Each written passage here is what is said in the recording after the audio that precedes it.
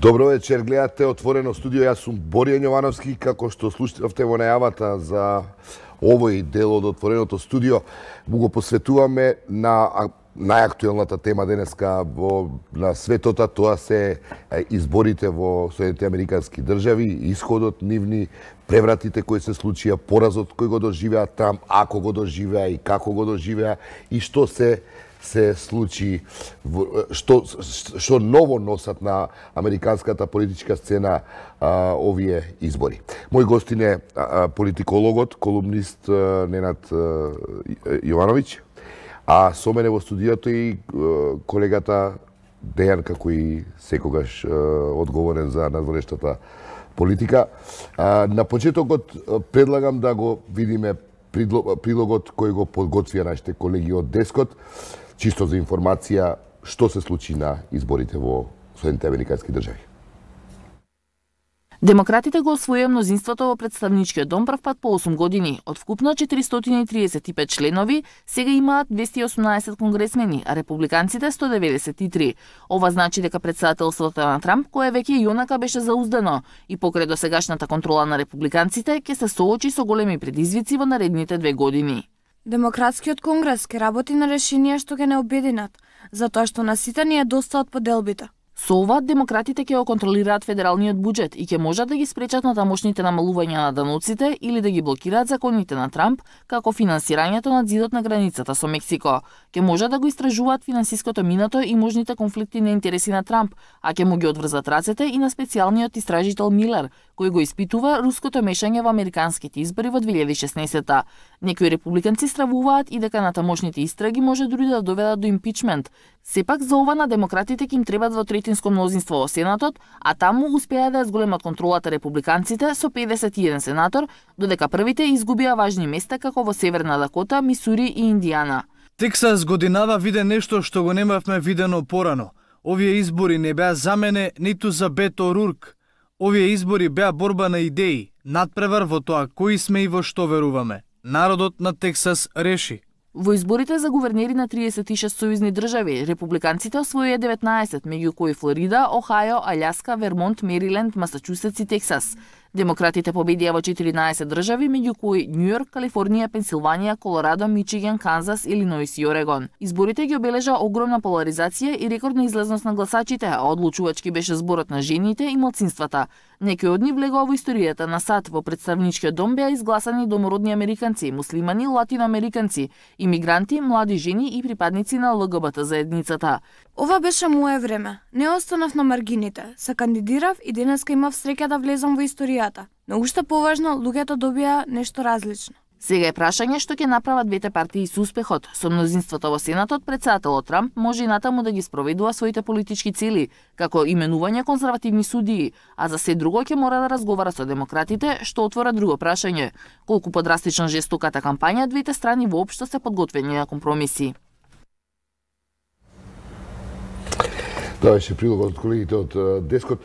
Дејан, какви се коментарите по овие резултати во Америка и светот, бидејќи сите со многу големо внимание го следеа ова? Од прилика сакам и така да го почнам дека коментарите се дека анкетите овој пат за разлика од пред 2 години кога прогнозираа дека Трамп нема да победи, односно Хилари Клинтон ќе биде новиот претседател и целосно промашија, сега се покажа дека анкетите го погодија резултатот, бидејќи веќе изминатите цела недела се зборуваше дека демократите ќе освојат мнозинство во представничкиот дом, во Конгресот, додека Трамп ќе успее да го задржи. И што се коментарите на главните медиуми? Главните медиуми е дека демократите се враќаат на голема врата.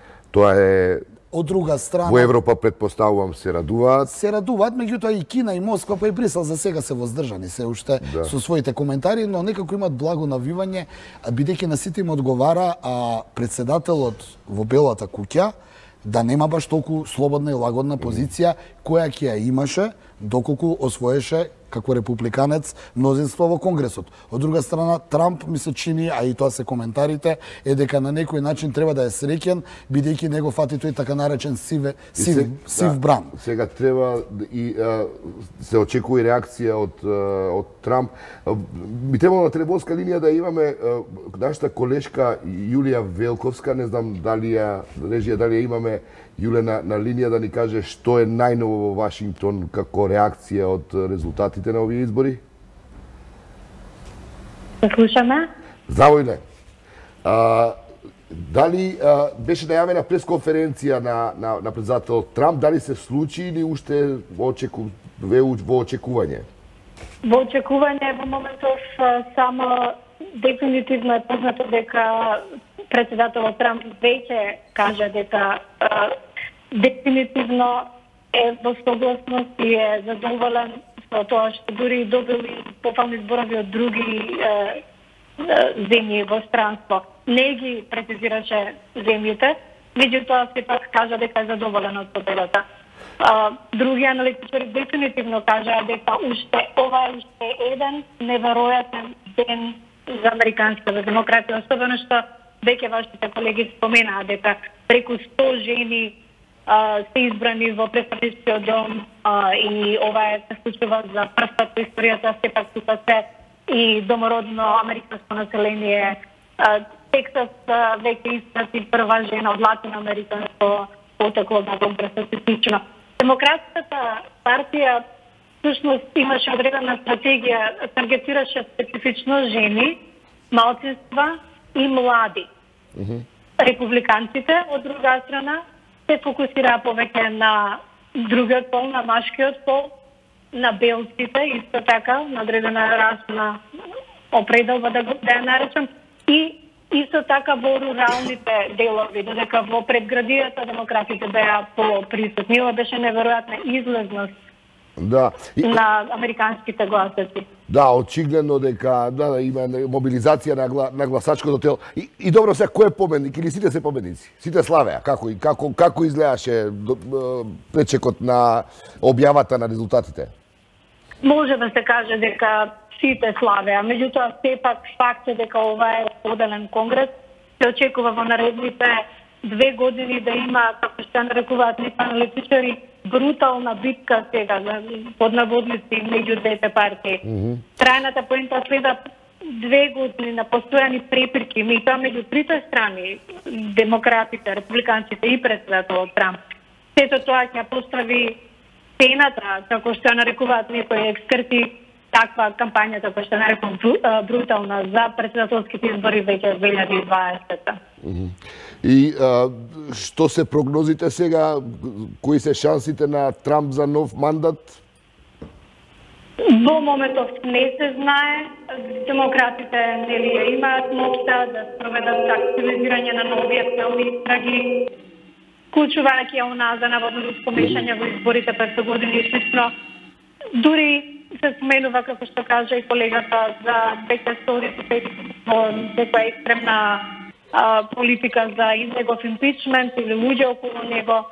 Меѓутоа, сакам да нагласам дека одредени експерти велат дека треба да се внимава поточно да се избегнува така наречена подпалувачка реторика и некакви напади од секој агол на контроверзни ставови на председателот, бидејќи тоа може да се врати како бумеранг кон демократите.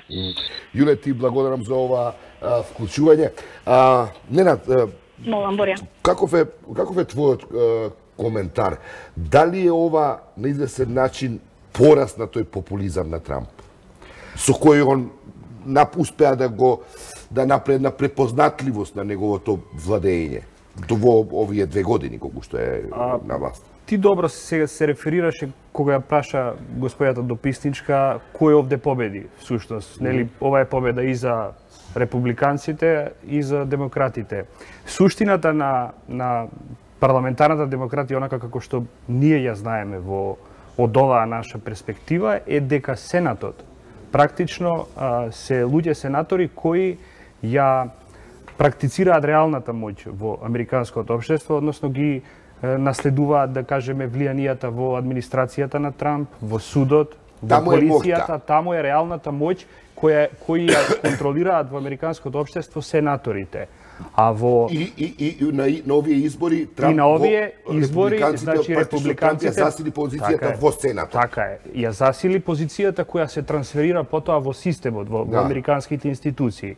Додека од другата страна представничкиот дом представува промена на сите 435 луѓе кои доаѓаат од партискиот свет, од републиканскиот и од демократскиот. И сега тие тука го имаат мнозинството и сега можат да продолжат, да кажеме, пошто таа е условно речено некоја лева либерална струја која го освојува Конгресот, притоа медиумите се на страната на овие што го владеат Конгресот во овој момент, и таа е лева либерална струја, која ќе продолжи, предпоставувам, како што и кажа господјата дописничка, дека ќе бараат тие афери од Трамп, некакво даначно затајување и сите тие контраверзи кои што го следеа овој човек. За да го компрометираат. За да го компрометираат, и тоа е легитимно право за да можат да освојат 2020, ако не се лажам, се нови претседателски избори. Значи ова е само една почетно кршење на Доналд Трамп, бидејќи и овие што се така наречени експерти и овие што се обични граѓани гледаат дека тој човек секој ден од скандал во скандал е, бидејќи изразен е популизмот кај него. Но покрај сите скандали, еве, сепак тој успеа, еве, да се зацврсти во институција каква што е Сенатот, каде што има моќ, и тоа сериозно. Ја мислам дека овде се прекршува, на овие избори се прекршува владењето на Трамп, бидејќи Конгресот го земаат демократите и на страната на демократите се и медиумите. Како CNN...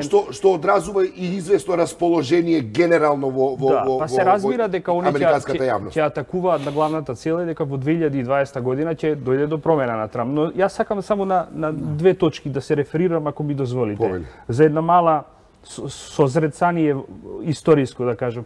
На 5 јануари, односно на 2 јануари, колку да го детектираме владењето на Трамп. На 2 јануари, бидејќи во уставот на Америка, првиот амандман е неотуѓив. Значи, слободата на говор е апсолутна тамо и тоа не може да го прекршува никој. Човекот кој ја напиша книгата и која стана бестселер во светски размери, тоа го кажа New York Times, и оваа книга ја знаат сите американци и надвор и унатре во Америка, која се вика Fire and the Fury на Майкл Вулф, и он ја објасни и опиша цела интима на таа кулиса наречена Доналд Трамп, и внатре има премногу феноменолошки карактеристики во книгата, дека он практично во 7 часот, да кажеме, еве, интересно би било за гледачите, дека он во 7 часот легнува. Заклучен е од надвор,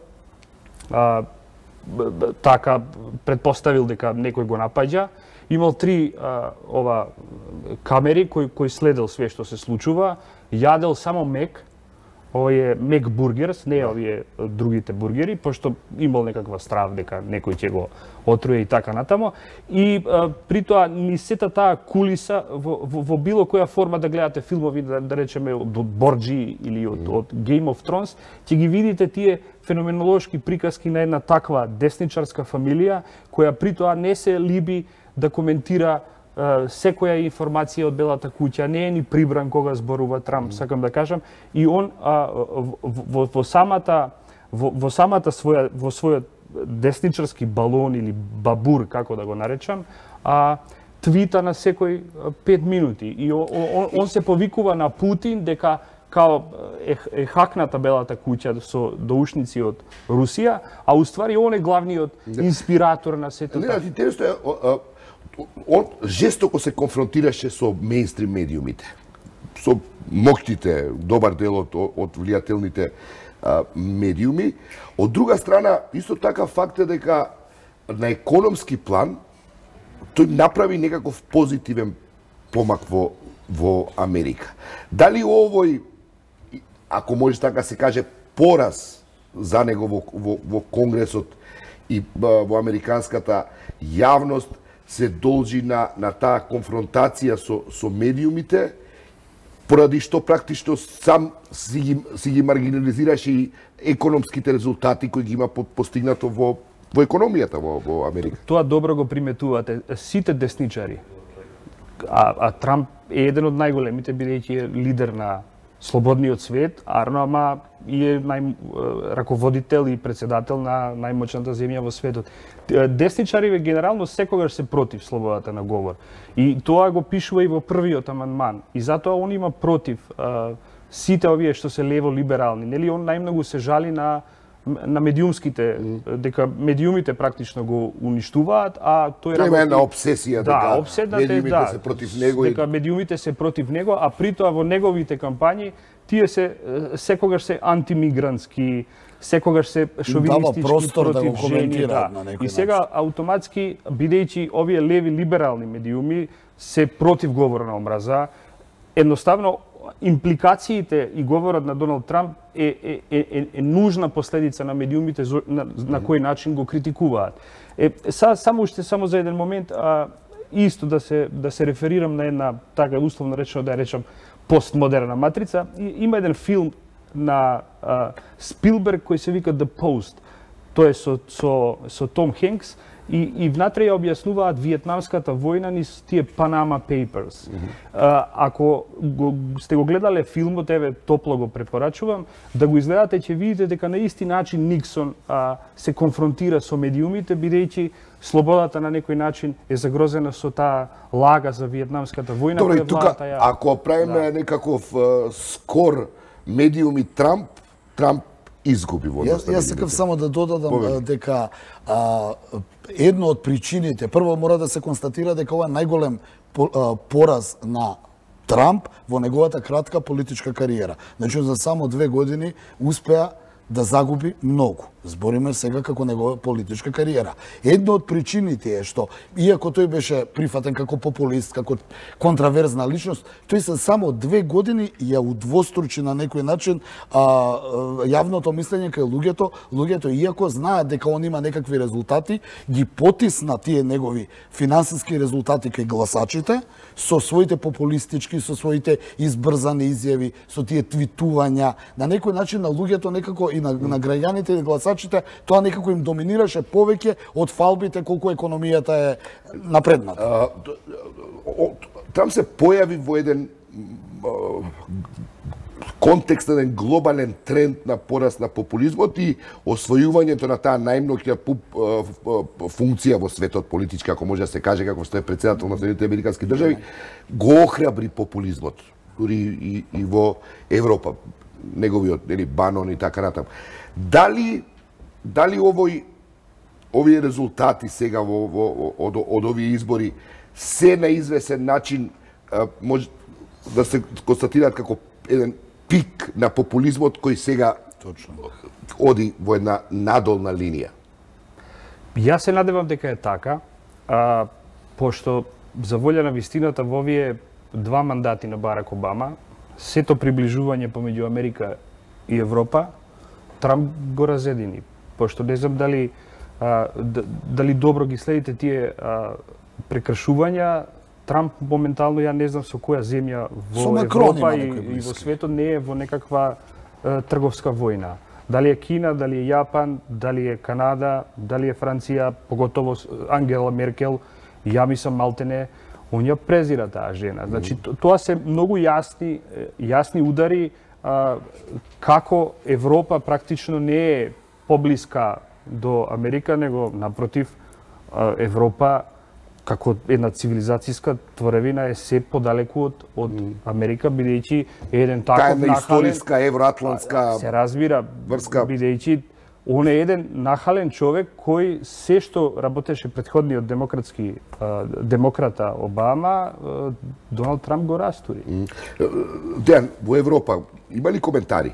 Па за сега се воздржани, но во секој случај и Берлин и Париз особено, со големо внимание ги следе овие избори, беа воздржани, бидејќи веќе еднош кај го кажав тоа во ова студио, на Европа и одговара американскиот председател да нема толку лагодна позиција каква што ја имаше до Сабајлево или до вчера Доналд Трамп, бидејќи популистот Трамп, нахалниот Трамп мора да се соочи со фактот дека веќе нема мнозинство во Конгресот, што значи дека нема да може туку така да донесува некакви уредби и закони. Сенатот ќе му го чува грбот, како што рече и колегата претходно, но сепак нема да биде слободен во своите одлуки. Секогаш Конгресот ќе може да проба да направи истрага, а има за што да го истражуваат руското влијание и останато.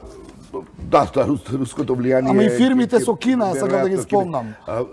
Околу руското влијание. Ненад, што очекуваш, како резултатите ќе се рефлектираат во однос на надворешната политика на Трамп, која во овие 2 години тешко може да се дефинира и делува прилично конфузно? Традиционалниот одговор на тоа е дека Америка има стабилна надворешна политика кон помалите земји и дека тоа кој год да е на таа извршна функција во Америка, дека таа нема да се промени, но со Трамп еве гледаме дека и тие работи се променуваат, да не заборавиме еден многу важен детаљ, човекот кој беше избркан од Белата куќа се вика Стив Банон. Он имаше некакво сведочење пред 2 до 3 месеци во Врховниот суд. Што е тоа сведочење се уште не ми е откриено до крај, но сепак тој беше главниот десничар и идеолог на сета таа трамповска политика и да не заборавиме... Дури со амбиции тој концепт да го прошири во Европа сега. Да не заборавиме дека тој човек се наоѓа во овој момент во Брисел, околу него има крупен капитал кој поприлично блиски контакти има со Орбан, со Курц, во Полска тие некои десни радикални движења, така што тој човек сега во моментот е во Европа и тука почнува да го создава некаков десничарски популистички бран кој е поприлично опасен. Тој мислам дека Стив Бенон воопшто не е за да се занемари како неважна фигура. Во смисла на надворешната политика, која е улогата на Конгресот сега под контрола на демократите?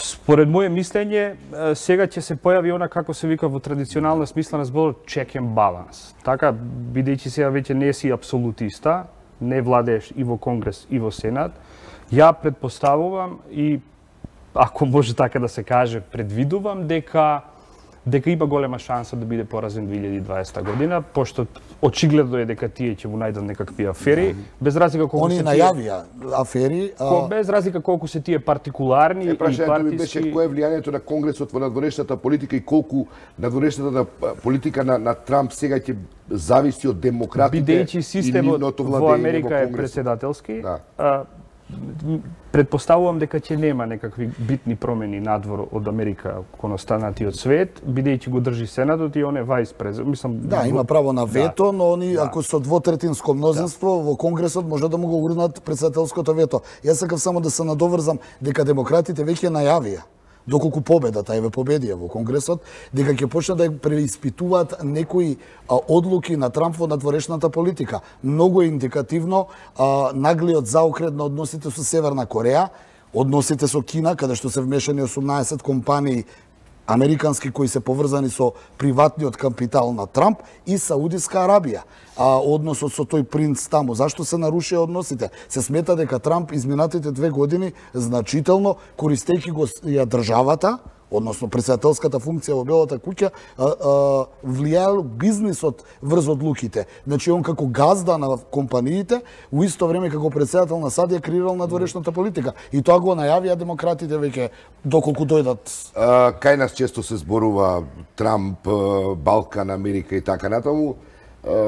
Дали очекуваш било каква промена на таа американска надворешна политика во однос на Балканот? Ова што се случува Косово, Босна, овие некои нерешени. Очигледно е дека Европа од нас бара да ги нормализираме односите со комшиите. Тоа значи со непосредните комшии како Грци, како Бугари, како Црногорци, како Срби. Така и србите со Косово ќе мора да го пацифизираат овој простор. Беа големи очекувањата тука, особено на десницата, дека Трамп ако победи, дека ќе ја промени таа надворешна политика, но очигледно, барем кога станува збор за Балканот, немаше некои дисонантни тонови меѓу Европската унија и Соединетите американски држави кога станува збор за Балканот и има прилично унисон еден став околу тоа како треба, која е перспективата на Балканот. Па се разбира дека сите ни зборуваат, дури овие десничари што се во Европа, дека нашата интеграција е нужна во ЕУ и во НАТО, бидејќи друга варијанта за Македонија не постои. Мислам, не постои ни кон Русија, ни кон некој Варшавски пакт, тој пакт, тој свет пропадна 89-та година и влезе земјава и земјиве во бивши југословенски простори во некаква плурална приказка и патот е еден и единствен. Тоа е Европа и НАТО. Ние ќе мора нашиот пат да си го креираме прво во нас самите, тоа значи дека ќе мора да се помируваме со комшиите, ќе мора да правиме некакви компромиси и да не заборавиме колку и да И тука без разлика кој победува во Конгресот или Сенатот или во Белата куќа, веројатно политиката ќе си остане иста. Политиката ќе остане иста, али сепак ќе мора да се помируваме. Значи да испраќаме пораки на мир и на соживот и тоа да не е само декларативно. Тоа е нашата иднина. Мислам и да не се лажеме колку год да ми изгледа мене вака лично, интимно, лошо и недоволно прибрано и јасно, работите во политиката се решаваат со консензус. Тоа е готово, тоа е. И за крај те прашам, Америка во последните откако е Трамп на власт, тој период од 2 години одбележал со една изразена поделеност внатре во американското општество меѓу приврзаниците на Трамп и ова што се нарекува либерален некаков свет во Соединените американски држави. Дали тој јас, таа поделеност во јавноста ќе се продлабочи сега по овие избори или па сигурно дека ќе се продлабочи бидејќи јасно се издиференцирани политичките каузи на републиканци и демократи. Погледајте само во Конгресот колку е тоа шаренолико друштво. Имаш ЛГБТ, тоа се либералите, LGBT, овие се од конзервативните рурални средини белци. Луѓе кои што се од со исламско потекло во таа прилика. Значи се она што ствара раздор, демократите го како да кажам го вклучуваат. Инклузивни се демократите, а се што разделува се републиканците. Значи белците од конзервативните, тие се гласачите на Трамп. Тие две. И генерално политиката стана едно глобално село. Значи игрите во политиката за мобилизација на членство се тие неколку 3 пункта. Ние сме демократи, сме за инклузија и за вклучување, а републиканците играат на разликите. На разликите па ги мобилизираат овие што се десни наци фашистички. И така успеа да победи пред 2 години, но сега се покажа дека американците увиделе дека тој популизам не може да трае вечно. Добро, Дејан Ненад, ви благодарам за ова пуса анализа колку што можевме да појасниме за гледачите што е тоа што се случува на американската политичка сцена по изборите на половината на мандатот на Доналд Трамп.